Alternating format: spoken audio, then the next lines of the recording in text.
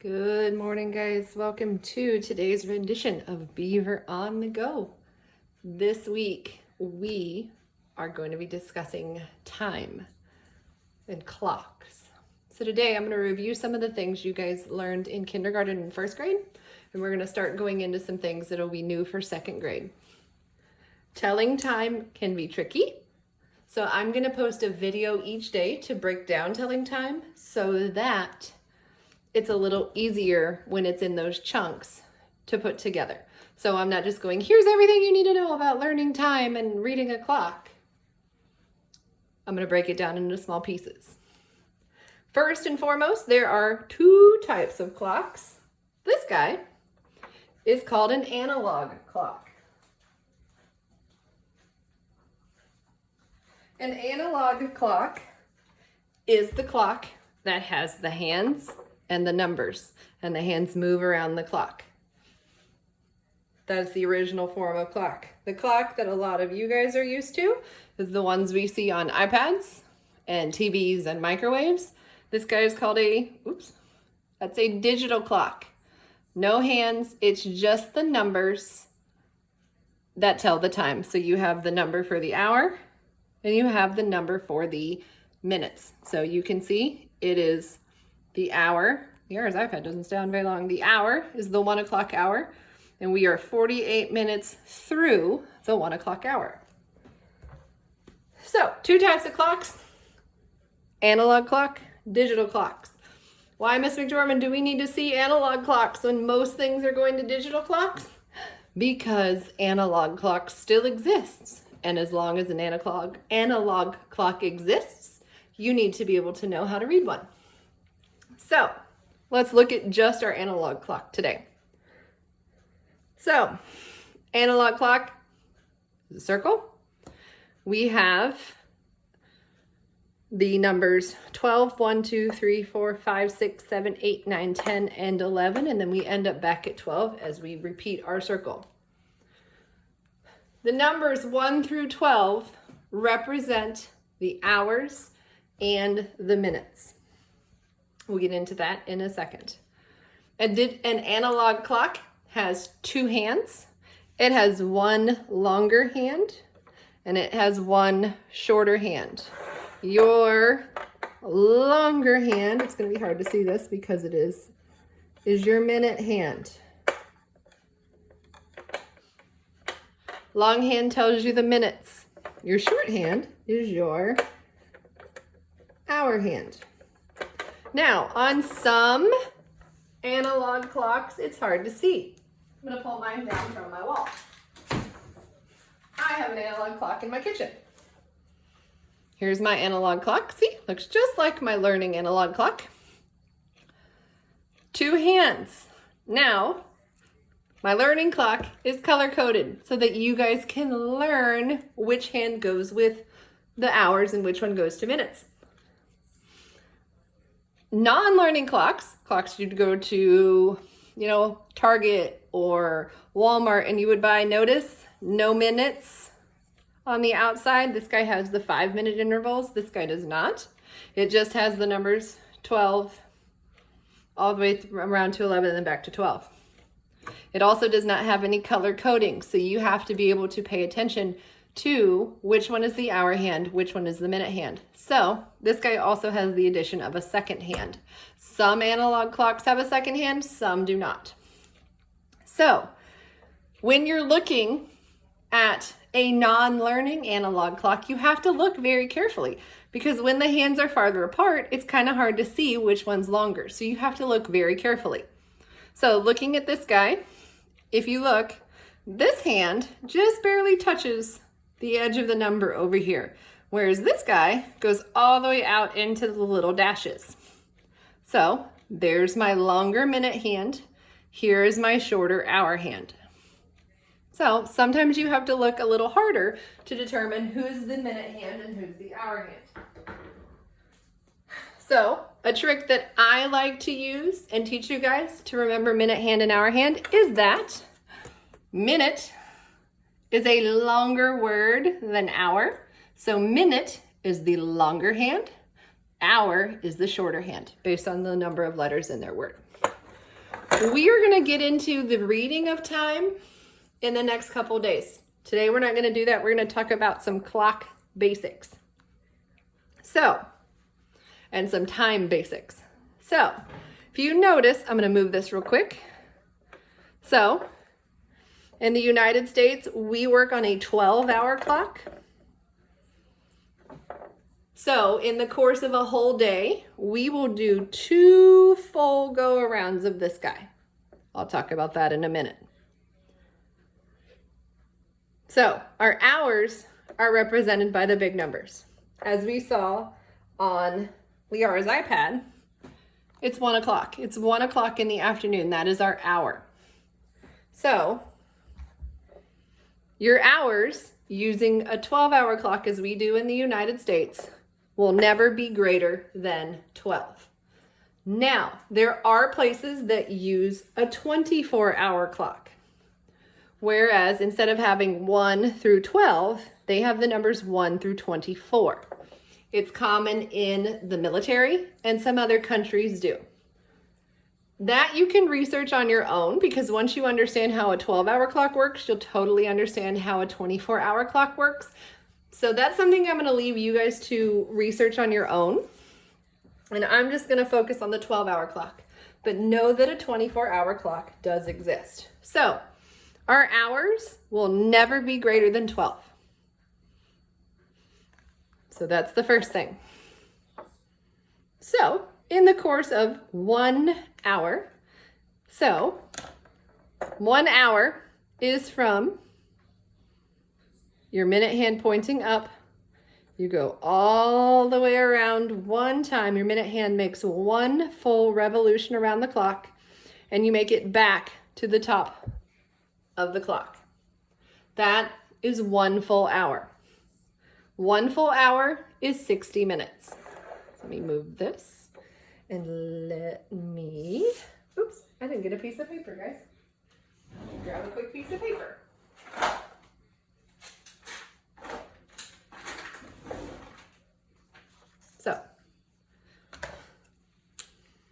So 1 hour equals 60 minutes. They're equivalent. They measure the exact same amount of time, but the numbers they use to represent that time are different, like equivalent fractions. 2/4 is the same as 1/2. It's the same amount of a cookie, but you're using a different fraction to represent it. So 1 hour, 1 full revolution all the way around. So here we're at noon. 1 full revolution of your minute hand all the way around. So to go from noon to 1 o'clock, you're going to go 60 minutes. So you see, there's a 60 up there.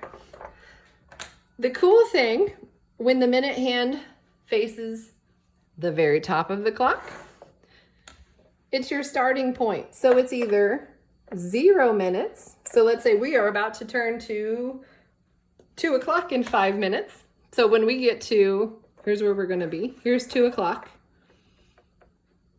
We've got 2 o'clock and no minutes.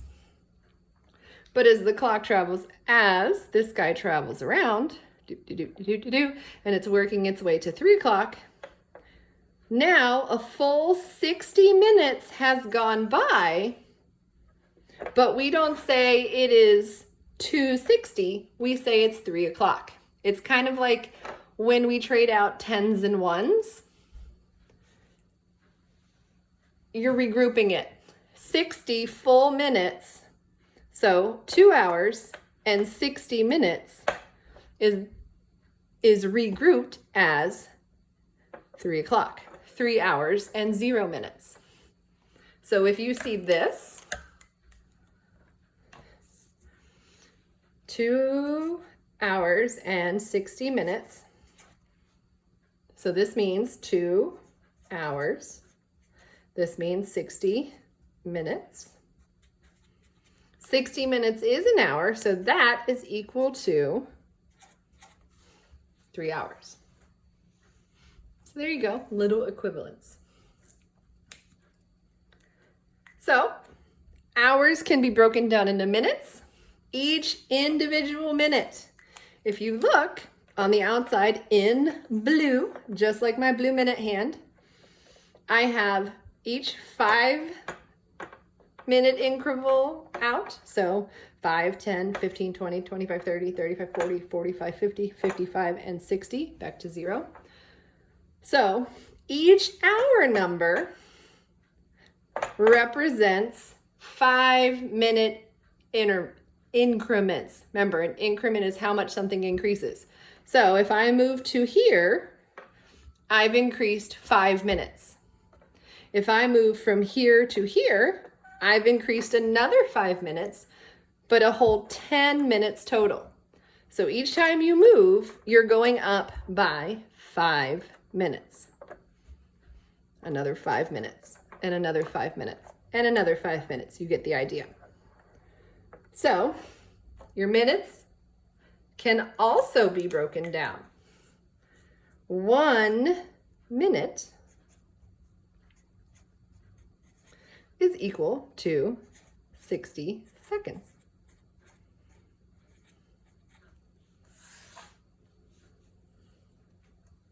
So there you go.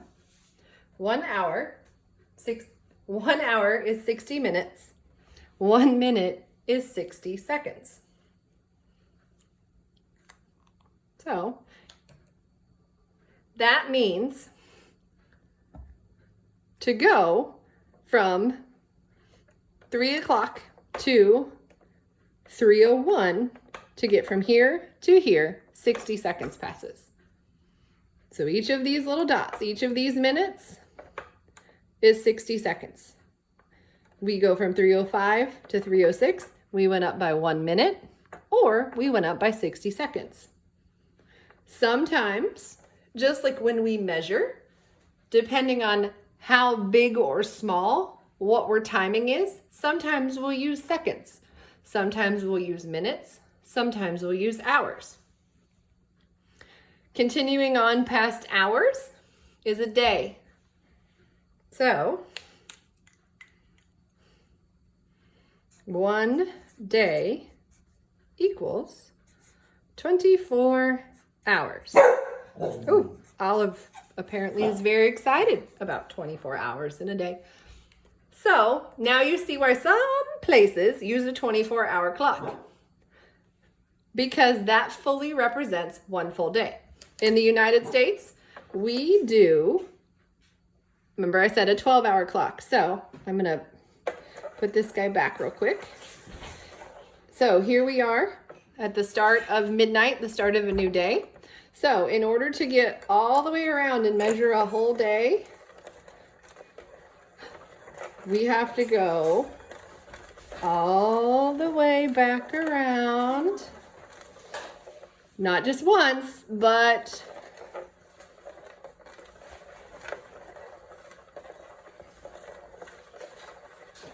oops, my finger fell off. Twice. On a 12-hour clock, in order to get a whole day, you have to make 2 full revolutions back to this point. We have 2 times that are represented by your minute hand and your hour hand being on the 12. You have the one that happens in the day, in the PM, and you have the one that happens in the night, in the AM when we're sleeping. So I'm going to show those. You have, uh-oh, there goes my marker. And they look exactly the same, except for 2 little letters that come after them. You have 12 a.m. and you have 12 p.m. We just had 12 p.m. 2 hours ago. 12 p.m. is what we refer to as noon. It's the middle of the day. 12 a.m. you all had better be asleep, because that is midnight. So 12 a.m. is midnight, 12 p.m. is noon. 12 a.m. is when we change days. So today is May the 4th. tonight at 12 a.m., we will shift from May the 4th to May the 5th. So this is where we change days. Midnight is when we change days. Noon we refer to as the middle of the day because it was just a few hours ago. 2 hours ago to be exact. So there we go. We have some clock basics. The United States works on a 12-hour clock. Our minutes are represented by the longer hand, just like the word minute is longer than the word hour. So our longer minute hand is what records our hours. I'm sorry, I just said that wrong. Our minute hand is what records our little minutes. There are 60 of them in 1 full hour. Our hour hand will move from 1 hour to the next when the minute hand has traveled all the way around.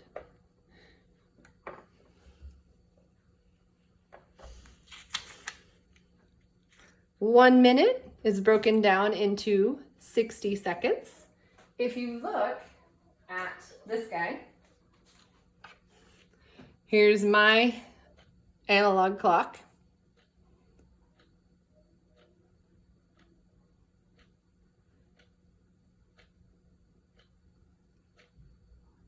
So I'm gonna let it go for a second. So this tiny, tiny little minute hand is the time it takes for our minute hand to go from 1 minute to the next minute.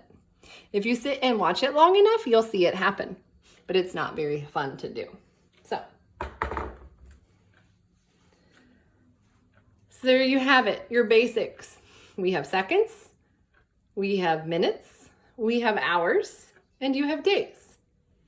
Just like when we're measuring things with inches, yards, feet, and miles, you would use the appropriate hours, minutes, or days to measure stuff.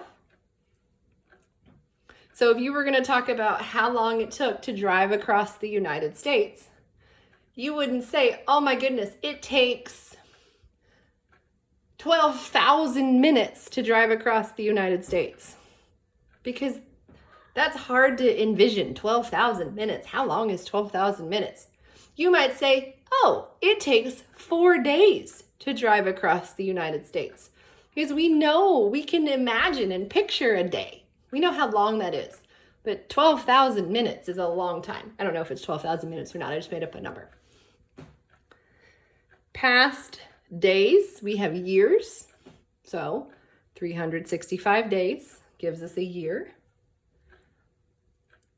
Years are grouped in tenths. I will stop you at the first. Each 10 years is considered a decade. So a decade is 10 years put together. And there you have it. So there are some clock basics today. We have, let me get this guy out of the way so we can see. So we have our 2 special times when our hour hand and our minute hand are both pointing to the 12. 12 a.m. gives us midnight. That's when we change to a new day of the week. 12 p.m. is in the middle of the day, right around lunchtime normally. So there you go with some clock basics today. Tomorrow we are going to discuss telling time to the 5-minute intervals and what does it mean when we say quarter past, half past, and quarter till the hour. Until then, I will see you guys later. Have a great afternoon.